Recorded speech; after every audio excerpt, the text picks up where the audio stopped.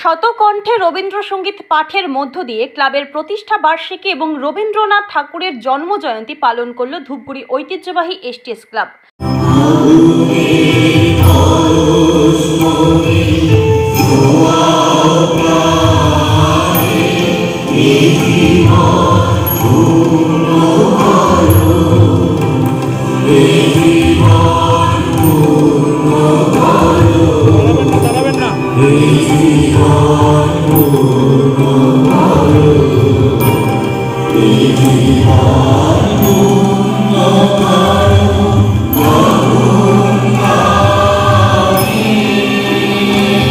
প্রতি বছরের মতো এবছরও এসটিএস ক্লাব তাদের ৫৪তম প্রতিষ্ঠা বার্ষিকী এবং রবীন্দ্রনাথ ঠাকুরের ১৬৪তম জন্মজয়ন্তী বিভিন্ন অনুষ্ঠানের মধ্য দিয়ে পালন করলো।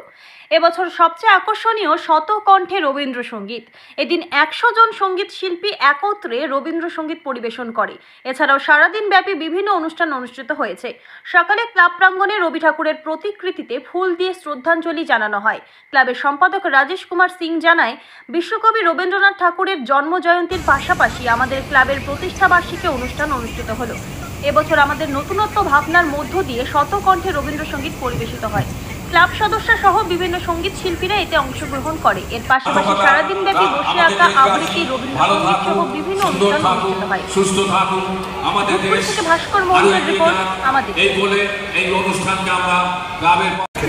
কবিগুরু রবীন্দ্রনাথ ঠাকুরের ১৬৪তম জন্ম শতবার্ষিকী, তার সাথে এসটিএস ক্লাবের ৫৫তম প্রতিষ্ঠা বার্ষিকী।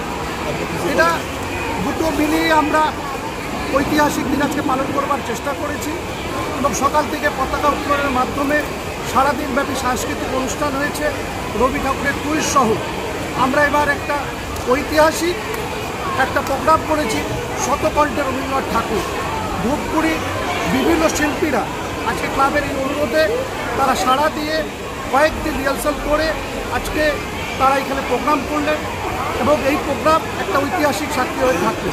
তার সাথে সাথে আমরা যারা নিরীহ কাশ্মীরে পেহেলগামে যে ২৬ জন মানুষ মারা গেছে তাদের প্রতি আমরা সমবেদনা জানালাম, নীরবতা পালন করলাম এবং যারা শহীদ সৈনিক যারা আজকে সীমায় আমরা দেখাই, যারা আজকে পাহারা দিচ্ছে, আমাদের সুরক্ষিত রেখেছে, তাদের প্রতিও আমরা কৃতজ্ঞ এবং তারা যারা শহীদ হয়েছে তাদের প্রতিও আমরা সমবেদনা জানাই।